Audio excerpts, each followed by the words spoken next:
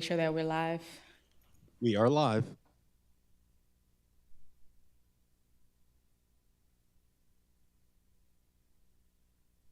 All right, well, good morning, everyone, and thank you for being here for one of our first quarterly Risk Management and Insurance Committee meetings. We are hosting this meeting at the request of board members to receive more consistent, up-to-date information on programs that's going on within the Risk Management and Benefits Department. So on our agenda today, we'll be discussing self-insured, health financials, spousal carve-out, care programs, and the workers' comp and general liability financials. So I will turn it over to Mr. David Bavin. We also have Mr. Jesse Bavin here from USI, who will be speaking about some information related to our self-insured health plan.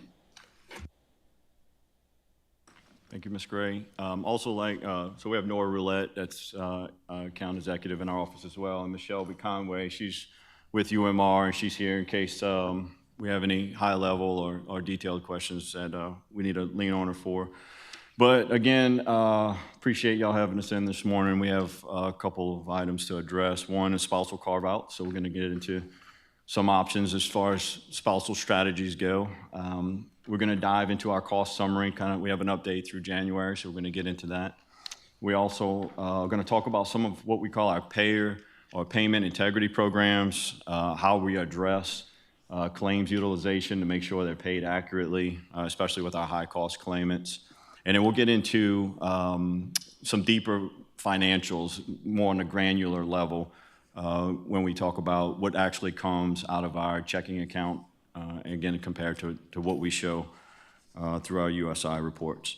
But what we did in the presentation here, in the first, on page 2 and page 3, is a fairly high level, but detailed definition of spousal strategies. So there's really two that are most common. One is a true carve-out, where if a spouse has or is eligible for their employer's health plan through their employer, they're not eligible for our plan.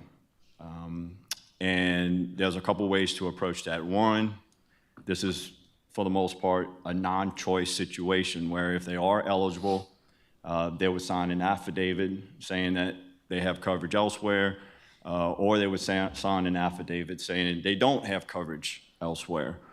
And so in this situation, only spouses, technically, that don't have coverage through their employer's plan would be eligible for our plan. And so we kind of have some of those criteria outlined here. For the most part, mandatory requirement, eligibility restriction. Again, kind of just covered that. If a spouse is eligible for other coverage, they are prohibited from enrolling in their claims for those same spouses. Exactly, and that's an analysis we're going to have to do, a little deeper dive to see what we take in. I can tell you that, as far as our large claims drivers, when we do our full cost summary report, for January, we have around 18 large claimants that we identify that have half of the pooling point or more. It's $137,500. We have a $275,000 spec. So we have about 18 that have above half of the pooling point. One of those is currently active as a spouse. It's like our number 2 cost driver right now. 2 of those 18 are spouses that are termed off the plan but are included in that large claim report. And so that is the balance, right? When we take those spouses off the plan, you could have adverse selection where it could be ironic, where the spouses that do have coverage through their employer and do get off of their plan maybe are contributing to the bottom line but don't have high claims. So you take those contributions off of the plan where the sicker spouses still remain on a plan, but you take out some of that contribution out the pool. So we do know that of the 18 large claimants currently identified, 1 of them is an active spouse and 2 are termed but contributed to that number. A second question, when you talked about the traditional spousal carve-out, you mentioned, not providing the opportunity for those spouses that have access to coverage. But for those that do not have access to coverage, would that surcharge that or do most companies use that surcharge that you just referenced relative to that just so I have a clear understanding. So typically, when it comes to a carve-out, if an employee's spouse, the place of their work does not provide coverage, then they do have the option, but that option would include some type of surcharge more so than what it is Correct. currently. Okay. Correct.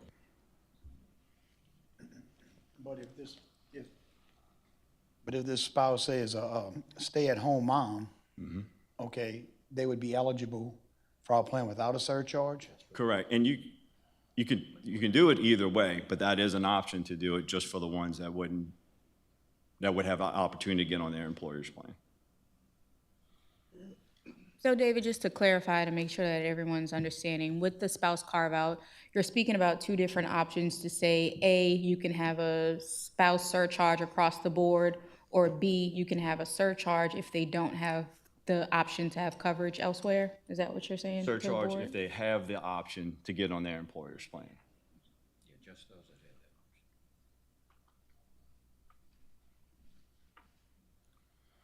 And I have here also policy enforcement.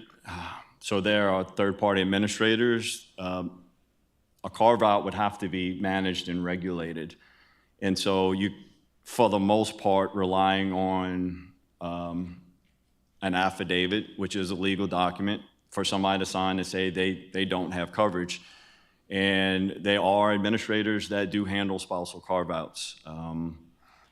You know, we could look at different vendors for that, but that charge could escalate into the $30,000, $40,000, $50,000 range annually because it would have to be continuously monitored. And I bring that up, just we're going through an audit right now of our medical claims. We're using BMI, which is now Loomlight, but they also they have done the dependent audit for us in the past, and they have the option to not only do dependent audits, but do it on a continuing basis where they could audit spouses and to try and help regulate these affidavits and keep these spouses accurately enrolled that should be enrolled. So we have the opportunity. We would highly suggest we look at different vendors to manage the program. We don't want risk management having to look at all these different factors to regulate the program, but we would suggest looking at a vendor on that on enforcement. Can I just interject for a second? Yeah. Looking at all of this is very great information, but I think before we can even talk about how we would do it, what we would do, we have to know if it's even worth it. So I think the first step really needed to be the analytics of how many spouses do we carry, how many spouses, what is the cost, and what are they bringing in? Because if you're saying they bring in 1.5 and we only have one that's costing 100,000, then this isn't even worth a conversation for us, right?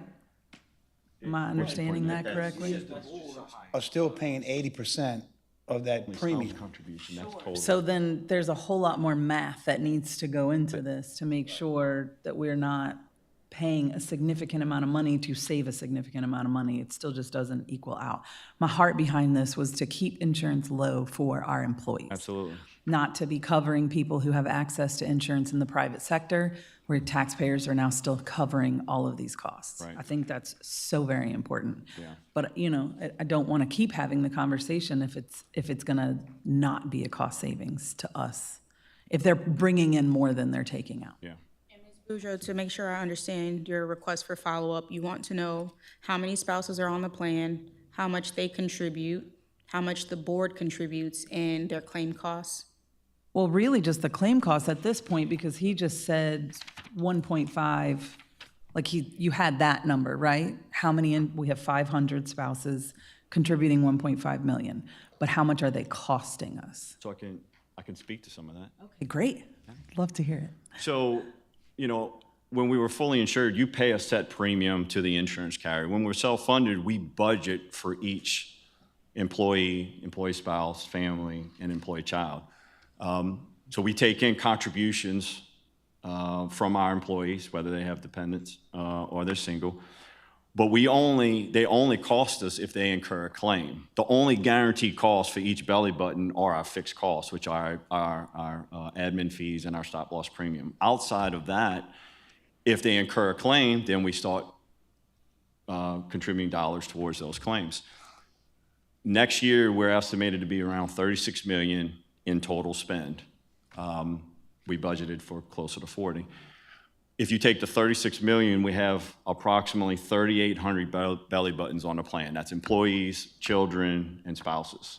If you break that down to an individual, that's around $9,474 per belly button is what each individual costs us, Okay. all right? We collect, on average, $6,000, $6,200 per spouse in contribution. So if you think we're spending around $9,400 on each one, we're collecting $6,200 in premium from them. Now, that's an average. Some spouses will cost us more depending on their claims, but that's kind of the per member per year cost. Yeah. And so you have approximately $2,200 that's left in between that. So I think what's difficult to forecast is we don't know what claims spouses are going to incur, but we know what's on the books right now. Yes, history. All right. Sure. And so our carve out does create an environment where you're more or less forcing the ones that have employer coverage off of there. But again, you kind of get to the adverse selection where you could have the sicker employees, spouses, stay on the plan. So from a grand savings perspective, that is a more difficult number to pinpoint. We know what claims are spent right now on our high-cost spouses, which we have 3. That's one hit the spec of 275, and I think he had 2 around 140,000. So let's just say you had $500,000 in claims that were spent in those high-cost claimants. If all of those got off the plan, then we would the plan would save ultimately, because even though we're losing that $6,200 in contribution, Yeah. So, picking that up on claims. Mr. Babin, but an employee is not equal as a spouse, though, in what their contributions are. Correct. So therefore, you can't really use that calculation of the 9,000 versus 6,400. While you can average what the average cost is for the district per belly button, it's not an equal, I guess from that term, an equal belly button.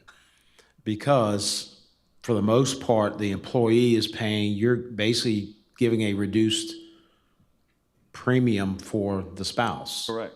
Right, so I don't necessarily know if that's the best way to represent the between the 9,000 and the 6,400, because the spouse is not weighted equally in this case the way we are currently contributing, they're currently contributing to our plan.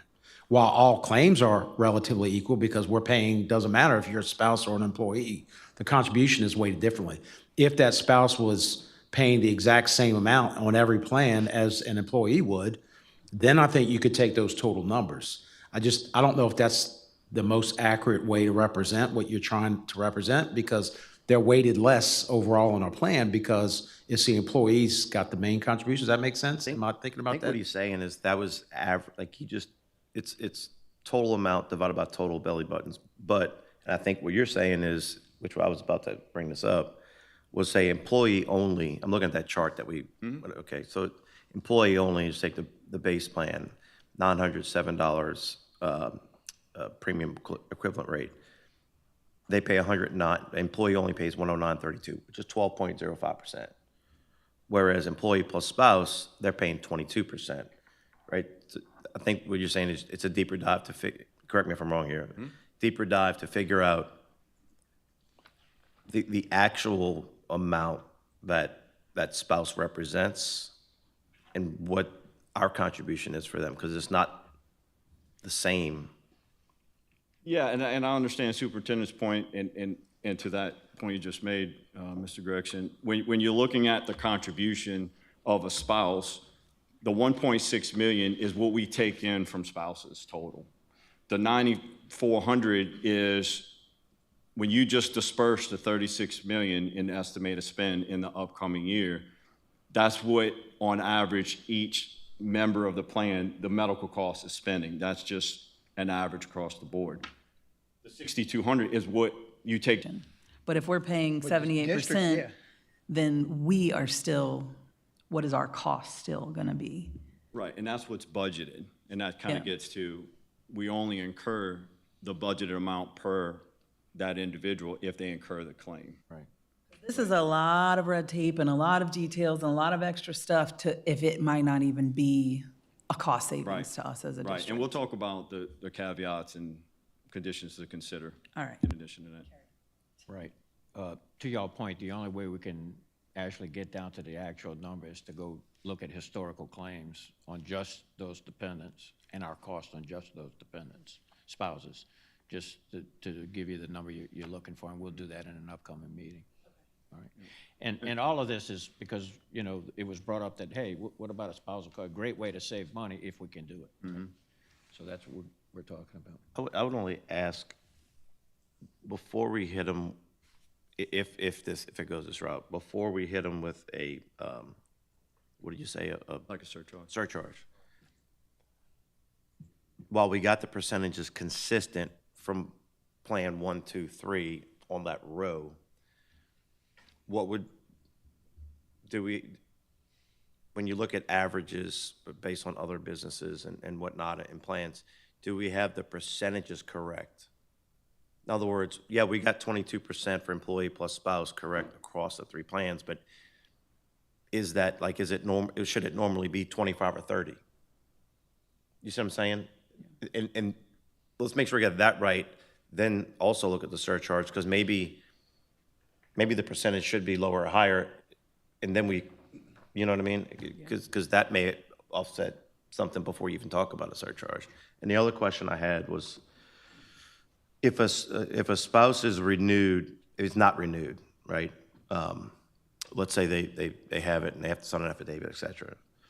Do we have to do it by January 1st for open enrollment? In other words, we do ours May 1st, or I know we're doing it now, but if they get bumped out, right, do they end up in a pickle because they can't get insurance to their employer because their open enrollment was It'd be a qualifying January event, 1st? wouldn't it? Yeah.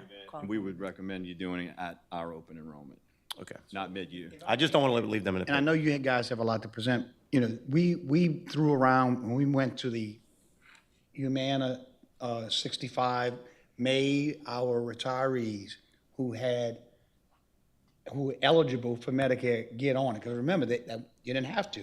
We gave them an option. When we did that, we kicked that around for years, 5, 7 years, before, you know, we kept saying we're gonna do it, and we didn't do it.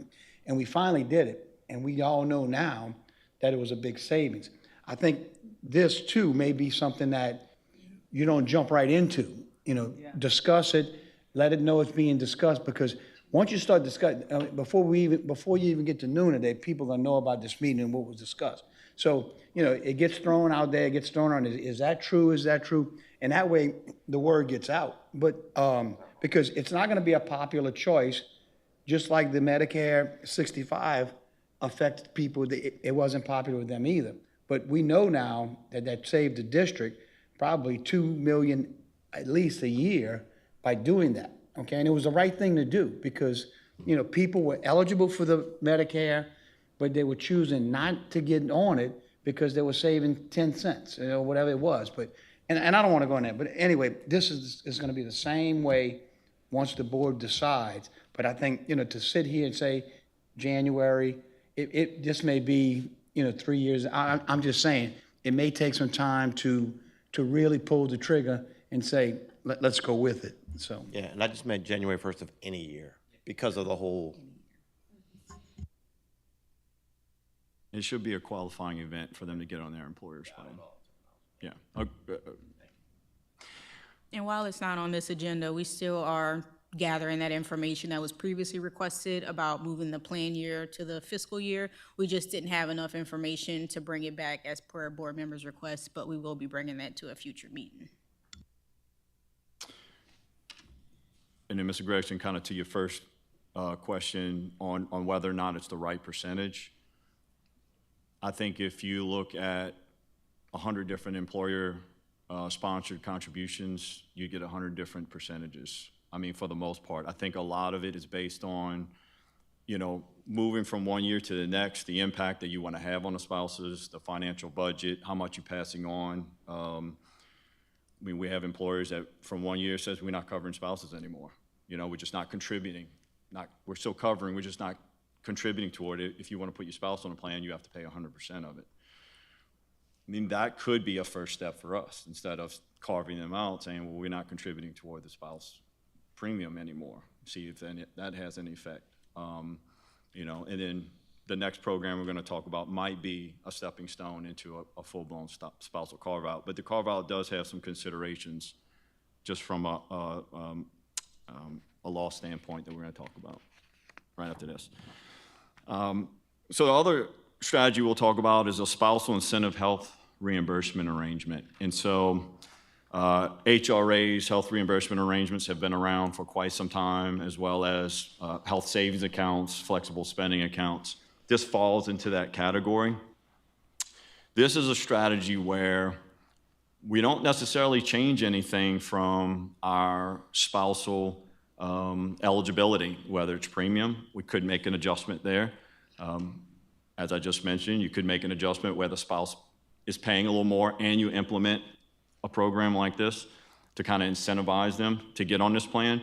But this is more of a voluntary election. So a spousal health reimbursement arrangement is essentially where we set up a health reimbursement account, and the benefit is if you have a spouse that has coverage through their employer, the district would help pay for their deductible and or out-of-pocket.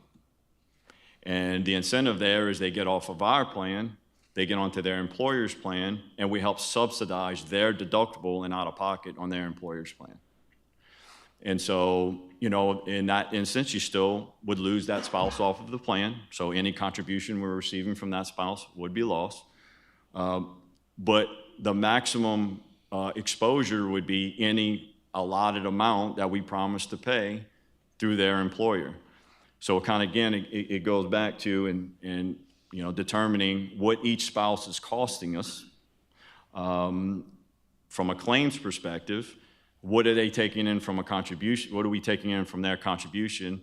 And would we end up winning if a spouse gets off the plan and we pick up some of their deductible and out-of-pocket on their employer's plan? Kind of goes back, and the 9,400, again, is just taking our total spend and dividing that on how much each member is costing us. But again, we're taking in around 6,200 a year in contribution. If each spouse on average is costing us around 9,400, and we promise to put up 4,000, we only spend that 4,000 if they utilize their employer's plan. And so if they never use it, well, we never spend that 4,000 for that spouse. And it could be a win-win there. That's still another scenario where a spouse could decide to get off of our plan and that premium contribution comes off. So a spousal health reimbursement arrangement is just another strategy where instead of saying, hey, you're not eligible for our plan if you have other spousal coverage, it's we will put up some money if you get off of our plan and you get on your spouse's plan.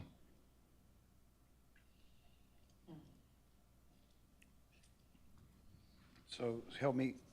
So we would pay a spouse a reimbursement. Someone who doesn't work for us, we would just pay. I mean, I can understand paying for an employee who chooses not to get on our plan if they choose to get on their spouse's plan and help them. But it'd be hard for me to swallow to say I'm going to pay for a spouse who doesn't work in a district. I mean, their wife or husband does, but they don't. And yet they have insurance with their company that they can be on, and we're going to help them. It's just, to me, it's a lot. Yeah, and no, I can appreciate that. So we're not recommending either one of these options, okay? We were asked for options about spousal carve-outs and things like, these are programs that are out there. And, you know, we wanted to give you some options, should y'all really get serious about wanting to get spouses off. But really, I think what we you need don't to dig deeper into doing them. Like, if we have an employee who can get on a spouse's plan, I'm all for giving them some flex credits or whatever you call it, and giving, because you would do it, you'd be responsible for that amount of money anyway. But as far as a spouse, I'm not in favor, but for an employee, hey, you can get on your spouse's plan who works at Valero, and we're gonna give you X amount of flex credits in your insurance plan. I really would be in favor of something like that. That would make way more sense than doing one for the spouse. Yeah, now, I have an employer actually looking at that kind of cash in lieu option. There's a lot of legalities around that related to the Affordable Care Act. And, you know, we have our retirees that have the group Medicare plan, but any active employees that are over 65, you can't incentivize them to get off of the plan. There's a second payer rule with Medicare, so there's a lot of considerations with that type of strategy. We can have that discussion. Private employers would do more of an individual coverage HRA, where they carve out the plan and give them money to get off. But again, these are compliance considerations, just thoughts to consider that we're a self-funded plan. These may or may not apply to our program, but when you're considering a spousal carve-out, we have to abide by Section 105 non-discrimination rules. And I'll just kind of read here. Self-funded plans must avoid favoring highly compensated individuals. If highly compensated spouses disproportionately do not work outside the home, a carve-out could be viewed as discriminatory. Kind of to the mid-year implementation, we would suggest against that. Just it could be viewed as we're trying to remove the high claimants off of the plan, so we would want to do that at open enrollment. This could potentially apply here since a majority of our employees are female. Most of the spouses would be male, so we just put in that there's a consideration for carving out spouses that are dominantly gender-related, could trigger some type of legal action. And this is really the biggest one, is the Office of Group Benefits. Revised statute 42851. So Office of Group Benefits is a state group. School boards do participate in that. It's handled through statutes. And this revised statute does have an excerpt in it, and Group Benefits does not have this, Group Benefits does not have this, and a majority of school boards in the state do not have it. We had our ERISA attorney just take a look at this verbiage, and she was skeptical about even giving guidance, but just looking at it, it's kind of a gray area on whether it actually applies to spouses, the eligibility. Office of Group Benefits has spouses eligible for the program. But in their statutes, it mainly refers to employees, although they mention that spouses are eligible for Office of Group Benefits. So we wouldn't be able to make a determination from a legal perspective if this verbiage would bar us from doing a spousal carve-out or not, but this is something to consider, that we need to follow Office of Group Benefits eligibility. So have you all talked to Office of Group Benefits specifically about this, on whether or not this would be considered as eligibility or an option in a program? Not specifically to that point, but we inquired as to whether they offer a spousal carve-out, and they do not. So one of the things we're concerned about, and what our attorney alluded to, was if they don't offer a spousal carve-out and we do, it could be deemed as contrary to eligibility. So before we even got serious about talking about this, we're just pointing out the compliance considerations and options that, we may. But honestly, I think that should be the first step. No, I'm 100%. Because, this wouldn't even be a consideration to me, to write a recommendation to the board unless it meets every legal standard applicable. So to me, further discussion needs to be had, either combination from a legal standpoint and or with the Office of Group Benefits before, to me, this conversation even moves forward. Because if there's any, chance that there could be litigation and retribution relative to that, there's, yeah. And to Mr. Gregson's point, for further sharing out to report back to the board, you could also research, as he stated, increasing the premiums instead of a specific carve-out and affidavits and administration fees and all the things, if, Absolutely. to Mr. Rexon's point, if there Spouse could that be a isn't an premium increase specifically on that spouse section. So not to keep bringing it up, but going back to the Medicare 65, forcing everyone to get on who's eligible, did that abide by the laws? It did, because I know we were one of the last school districts to do that. Yeah. Everybody else had already done it. Correct. So we kind of waited and waited, when finally, we made the decision. Yep. Absolutely. And when I pulled these percentages, just FYI, if you remember, I looked at what the total amount the board was contributing before even pulling the chart, right?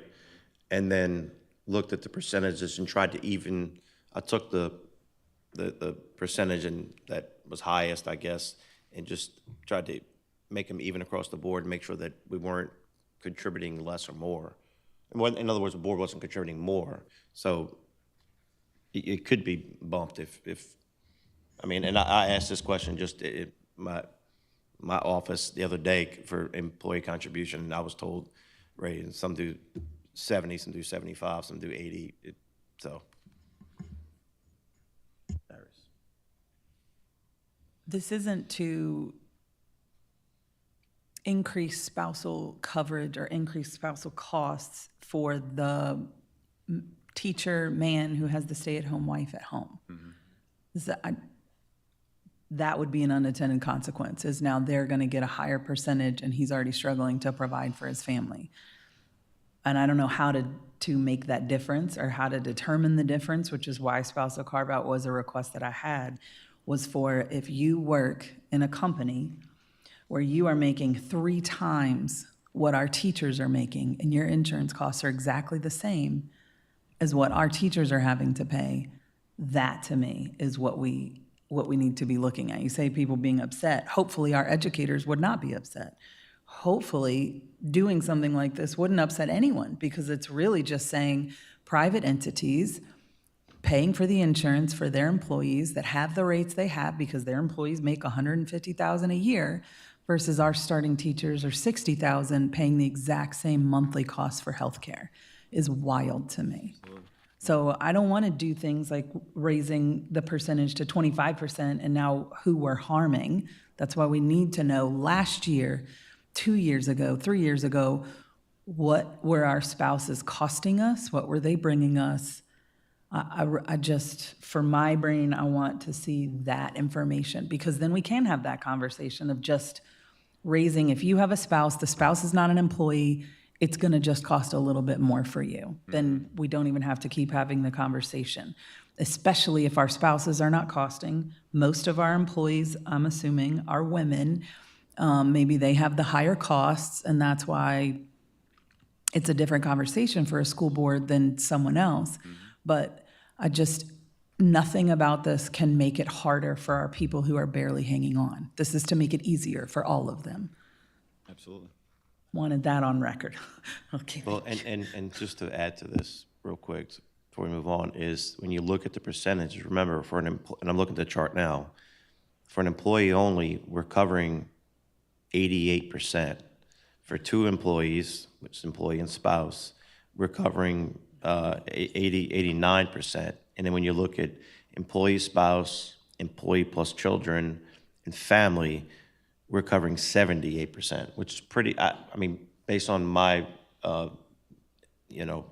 amateur experience, what I've seen, it's pretty high for outside of employee only for coverage, right? From a percentage, just, so we understand if you do have to bump it up, it's definitely not, it's not like we're out on an island by ourselves when you compare to other companies that are, unless you guys have evidence otherwise, but like that on record.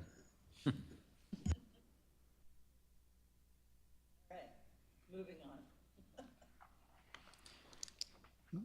So on page 5, what we have presented is what we typically show in our plan experience presentation. We just went through a round table, round robin on all of our cost summaries in the last couple months, but we did include both our cost summary and our drug report.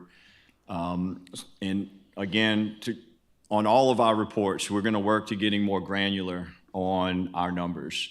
And we want to make sure that numbers that are going out, numbers that are going to coming in as well are accounted for. And so on the cost summary here, the only addition that we didn't have on our February until we start reporting in May, where we will reflect these numbers without the RX rebate in there. But you'll see if you go down from actual net on the right-hand side under total plan cost, you'll see for the 9 months we've received $2,588,235 in RX rebate. And you have 3 lines here that we included but are not accounted for in these numbers. So we received in November a check from Optum on their performance guarantee of $303,751. We received a check from United Healthcare. This is our refund in premium because we ran well in the previous year per the contract. So when we say we're $259,000 over budget, that's meshed into both plan costs that the district spends and contributions from the employees. So again, that 259 over budget that does not take into account the 303,000 we received from Optum or the 142,000. So that's just more of a line item. If you look at the total plan of what we received, not counting employee contributions, we're about 0.8% under budget if you take into account the 303 and the 142. But just want to show again what dollars we have coming in and what's going out. I wanted to explain one of the reasons why it's good that they're showing that separate number is because those guarantees and checks that we receive are from previous plan years and are not from this plan year, which is why they're not included in those numbers, because we want to show the true expenditures for each plan year. Absolutely. And so, and good point, because another consideration is when we move to Tokyo Marine, we do not have that refund language in that, so that 142,000 will not come to fruition or any amount if we run well with Tokyo Marine.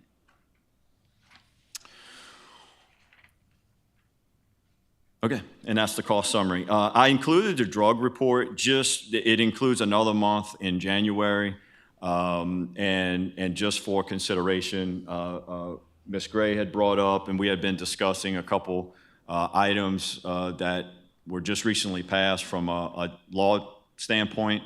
One is Directive 257 that Ms. Gray had brought up, and that is more or less directed at pharmacy benefit managers. It's still being scrutinized in the laws right now, but this just shows our total scripts written in this.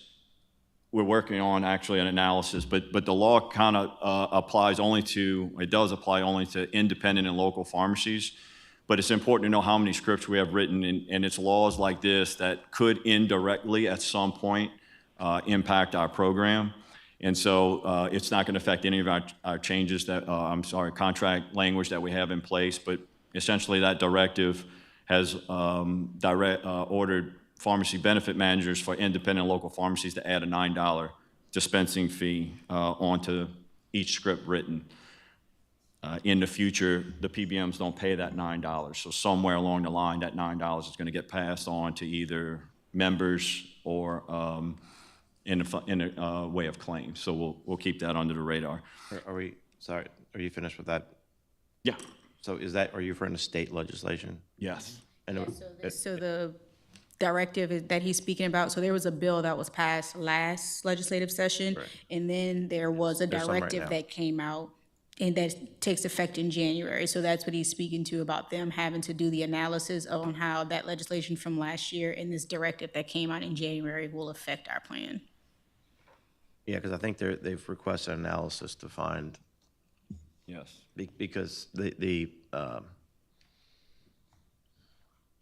a proper way of saying it here, the companies who are the PBMs who also own the pharmacy are claiming that, some things that So I think that's what they're trying to, because it was in a hearing, I believe, yesterday. It was this week, I believe. So, Yeah. And just to provide some more insight about drugs as well, so there are we would not be able to put step therapy, we would not be able to put step therapy in place, we would not be able to put any restrictions in place with the language of the current bill. The second bill that's currently on the floor is that we can only pass on a maximum of $200 to the members who subscribe on the plan for these drugs. So these drugs are costing us around $1,200 to $1,500 per member per month. And with that second bill, they would only have a maximum of $200 that they would be required to pay. Superintendents or systems are not aware, even though they may be self-funded, are not intricately involved with looking at the numbers as we are. So I've made them aware as well, so that they're also advocating against this. And then there's some great points. And another just takeaway from the drug report on topic of GLP-1s, Ozempic, 425,000. And again, we're only not. But again, as you lower that 1,200 script to 675, we get a little bit less in rebate. So the offset or impact may not be as much. Any more questions on that before we move on? Okay. So what we're going to talk about here, again, these quarterly meetings, again, allow us to get a little bit more granular on what programs we have in place to help impact in program. But we want to make sure on the claim side that the Overwatch is there to make sure claims are paid appropriately. So this is just a high-level overview of the programs that we currently have in place. And one thing with these programs is the programs are tied to a percentage of savings as far as the cost that we pay. So I'm going to read through on page 7, the programs that we have, the advanced claims review, the subrogation review, credit balance recovery, coordination of subrogation review, credit balance recovery, coordination of benefits, prospective fraud, waste, and abuse. Those all are tied into savings. So if 25 through 12/31/25, what these programs at the appropriate prices. So those are scrutinized and analyzed through our CRS program. And again, that is a percentage of savings, which is 20% of any reduction in cost that they get off of that bill. And so we're going to go into a little bit more detail on that. But again, these programs are out there. When you think about a member, our employees, one of their family members that takes a card out and hands it to the provider, there's a lot that goes in between the time, the date of service number 1 and when that claim is actually billed and paid, and the protections that are in place. But to just talk about some of these real quickly and specifically, and what they're doing for us. So we have listed on here specialized claim team. And so I'm just going to highlight what this does. Focus support for claims billed over $50,000. It coordinates communication with the customer when needed to reduce potential financial risks. Additional leadership review for claims billed over $250,000, and responsible for all transplant and dialysis claims. This is not in front of you, this is just a summary. This is included in our administration fee. We also have advanced claims review. Advanced claims review is performed by experts, including same specialty board certified physicians, registered nurses, and certified 61781, 61519, 61618. These are CPT or procedural codes for medical situations. And in this review, during the review, the operative report, the reviewer examined code 61519 and 61618 were not documented within the medical records, which saved $44,000. That's the type of granular approach that these services are doing, that they're just not accepting these claims that come in, looking at CPT codes and addressing these situations on a high-cost claimant and per-claim basis. So again, these are the type of protections that are in place to make sure that what's in orange here is what's actually pulled out of our checking account. So this is called our cash reconciliation summary report. total numbers. And again, we're gonna get into detail on that. What this reconciliation report does, it's full of personal health information. It's actually we were billed for these 4 months, as an example, and it's not on here, but $1,036,000. Okay. So when our underwriter submits a report to you, he pulls all of his data from a portal at UMR. So he can checks approved, so paid claims that were approved, but not necessarily pulled from the account. We thought at these risk management insurance committee meetings, we could take a deeper dive so that you see the actual cash flow of what's going in and out related to this program. Projected in his report, and then we'll talk about. So if you look at what I just handed out, all the way on the left, and it's out, all the way on the left, and it's supposed to say A, B, and C, across, A, B, C. In column A, all the way on the left, that's actually the UMR aggregate report that's available to Tom and to us, where they show all of the monies that were paid. The second column is the monies that Tom reports from what I said earlier.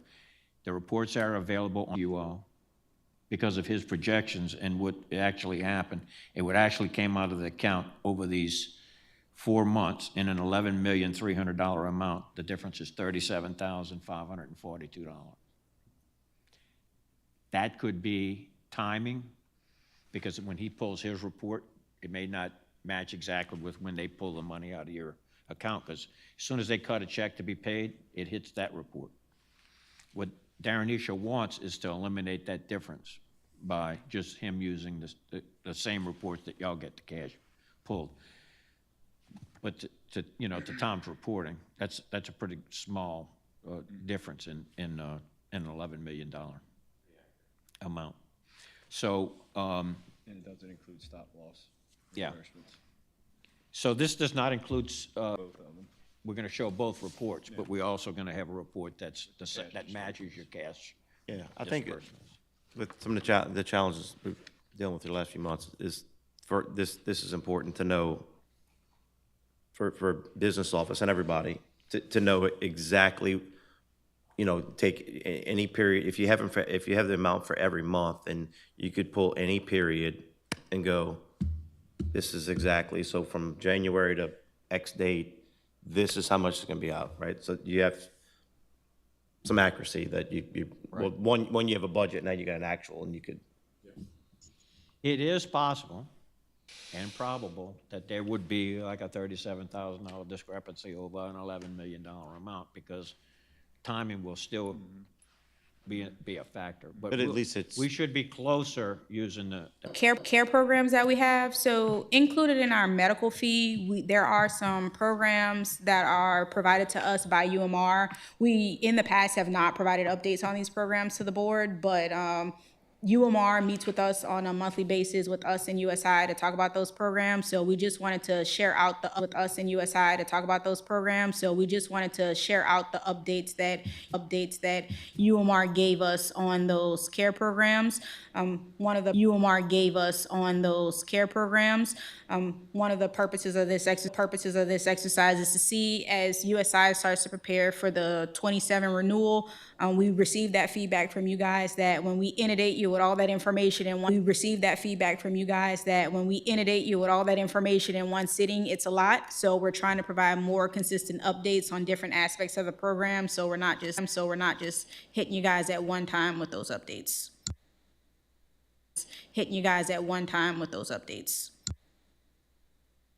Thank you, Ms. Gray. Good morning, everyone. My name is Samantha Vieras, insurance technician for St. Charles Parish Public Schools, and I will be presenting on the care programs, as Ms. Gray had mentioned. So specifically, I'll be talking about the complex condition care, maternity care, and the ongoing condition care programs. These programs, the fee is included in the UMR medical fee through April 30th of 2027. So while there's no changes being made to these programs for the 2026 plan year, As Ms. Gray mentioned, we wanted to be able to bring information to the board, so you have this information looking ahead for the 2027 plan year renewal. First, getting into complex condition care. This program provides engaged members, but this program really provides moms with an extra layer of support before, during, and after pregnancy.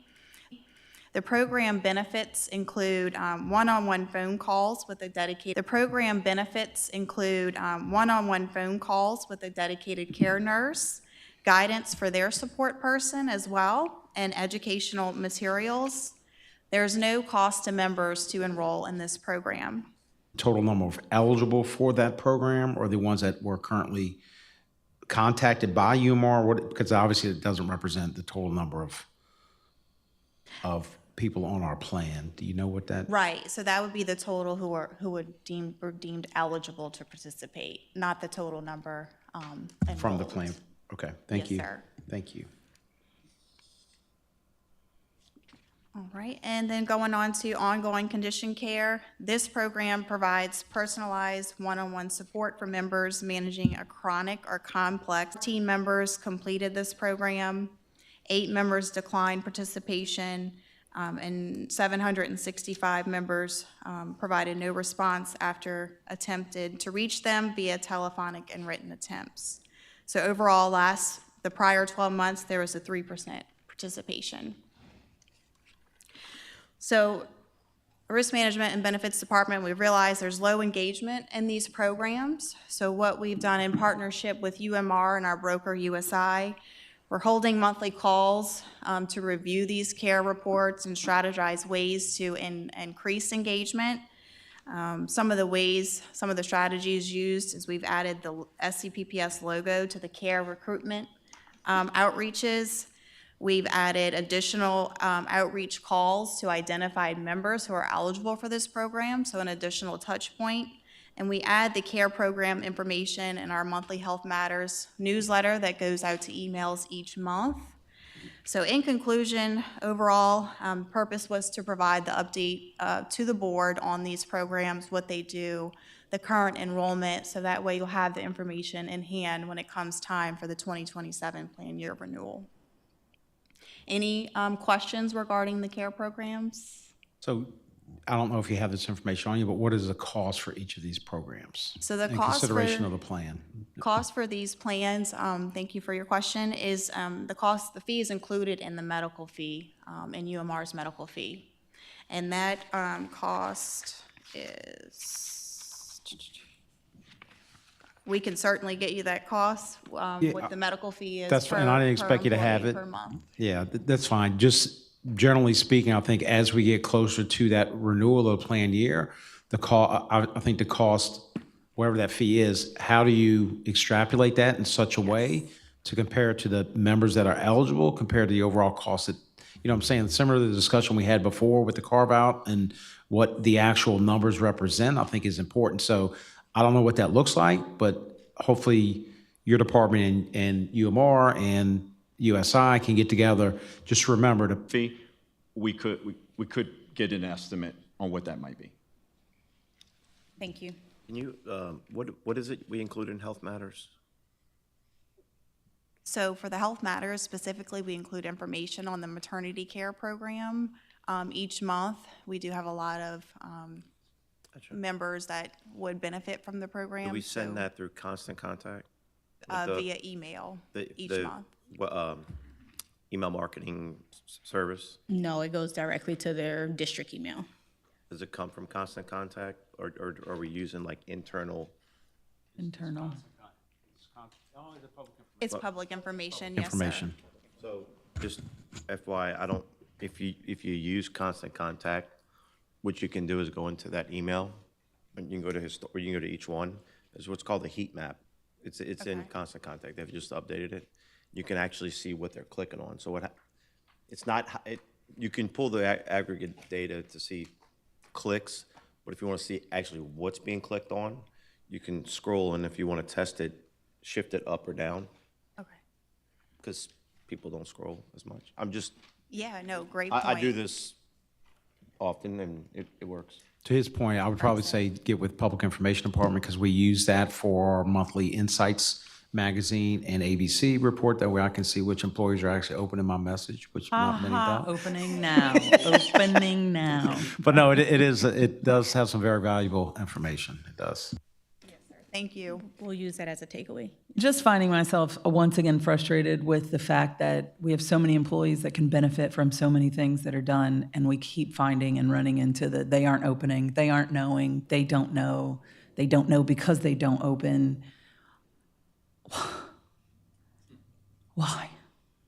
You're scared to respond to anything or click to anything. So how are we making sure employees actually know what they have access to that will be a benefit to? Is a benefit maybe to considering something that's a shorter version, especially when you talk about specifically the care portions of this that may increase. So if you're looking at something to maybe target something from here before the end of the next plan, this next plan year, then if the modifications, a combination of what Mr. Gray, possibly something with Vector, and I'm sure Mr. Vanette would hate to even hear this, Mr. Rogers, but perhaps that is a way if we truly value. Because we're self-insured for workers' compensation, the numbers that you see in front of you is the report that we have filed with the state. The reporting is on a calendar year basis and not on a fiscal basis. So this is from January 1, 2025 to December 31st, 2025. And it's a report out that we have to send to the state to say how much we've spent in costs. The caveat to this report is they do not expect us to out on our internal, the amount that we've paid in settlements that have gone through the court, which is $216,500. The medical expenses, which is Part C, $500.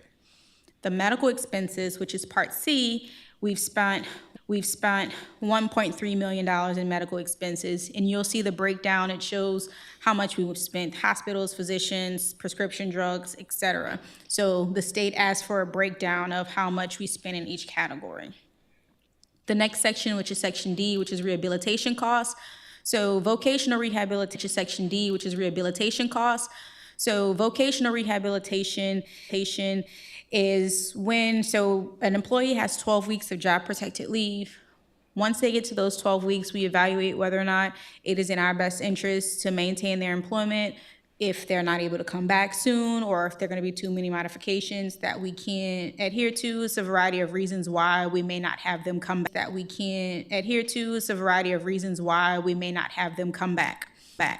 So the state requires you to pay for what's called rehabilitation, which is a counselor who helps them get their resume together and do interview prep, helps them apply for jobs. Those would be $133,000 and not $1.3 million. I apologize for that. The attorney's fees is $129,566.58. That's what we paid in outside counsel for last calendar year. Investigation costs, we paid for $4,181. So if you scroll down on this report, the total that we paid that's reportable to the state was $1.8 million in total. And the number of claims that we had that was open at the end of the calendar year was 53. So we file this report each year on everything we spend is close to about $2.5 million that we spend in total for the whole work comp program. But the state doesn't ask you to report all that information to them. They want to see the nitty gritty of medical, indemnity, rehab, and attorney's fees.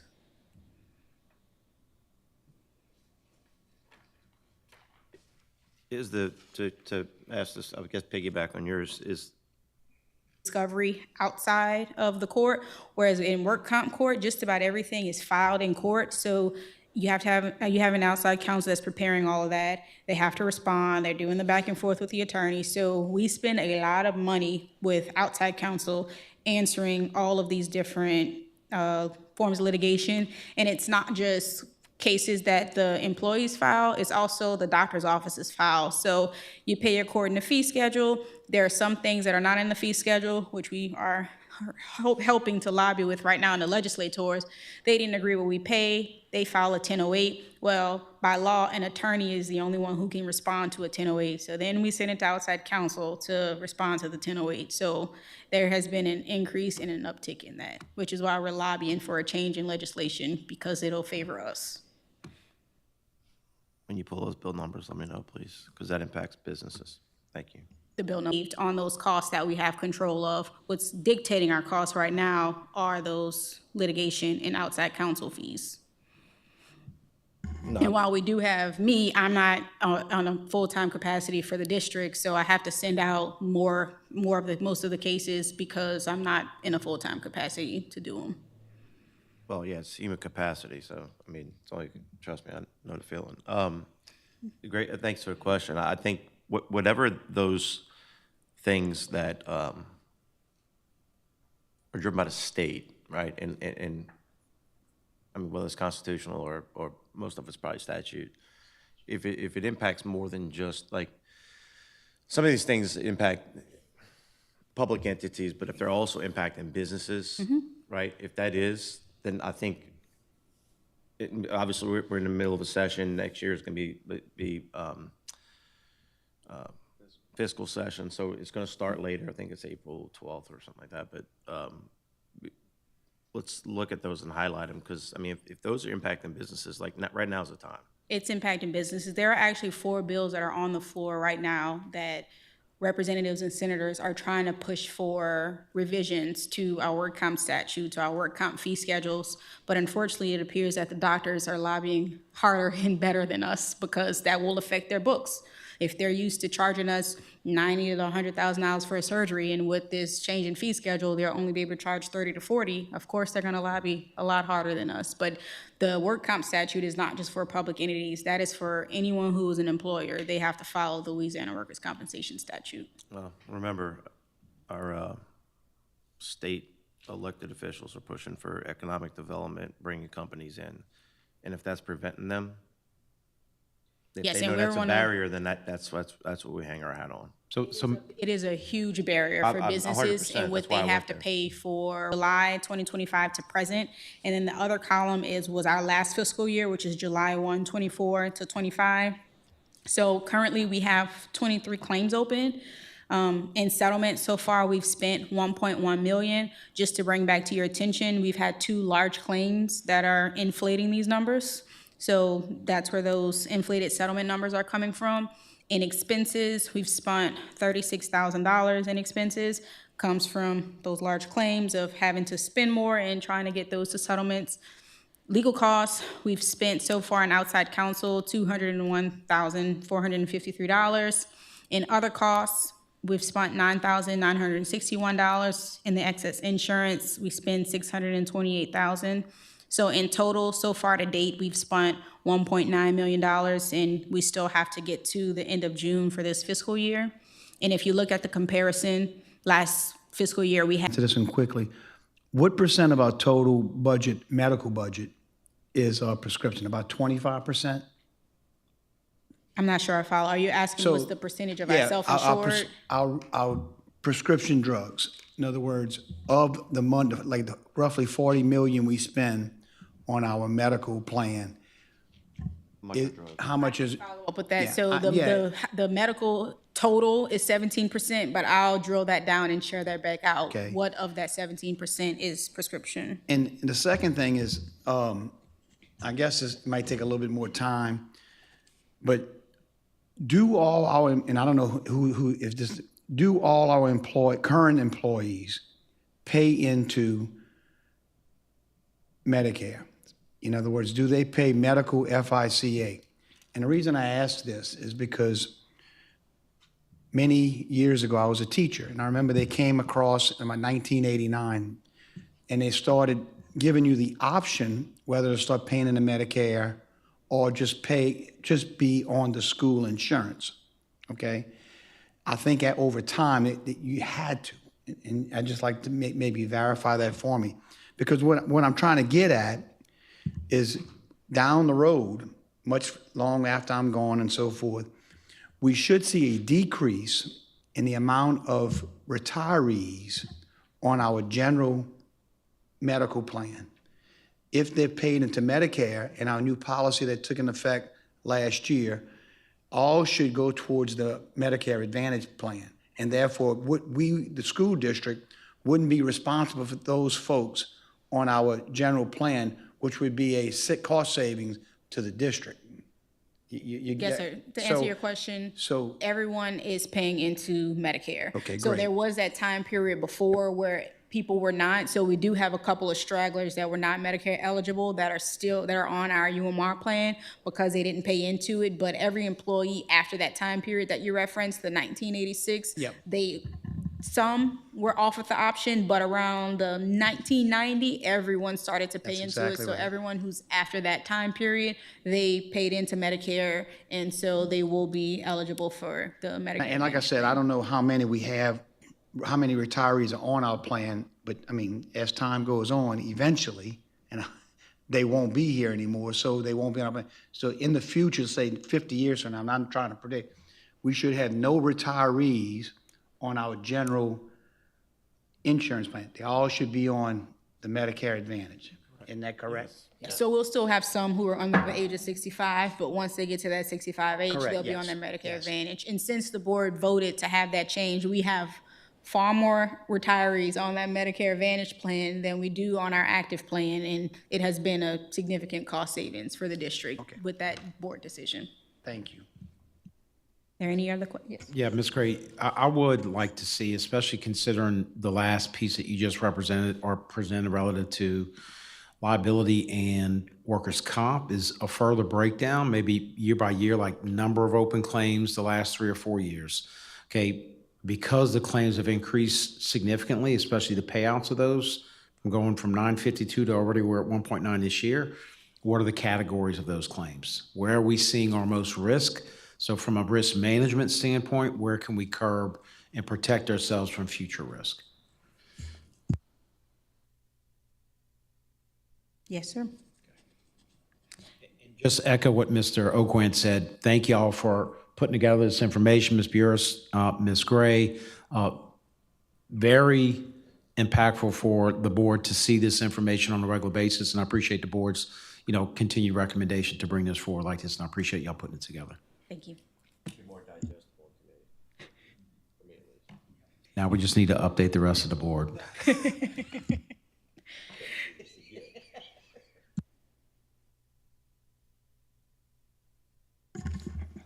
Move to adjourn.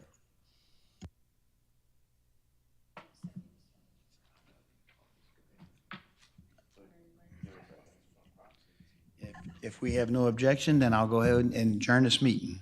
Meeting adjourned.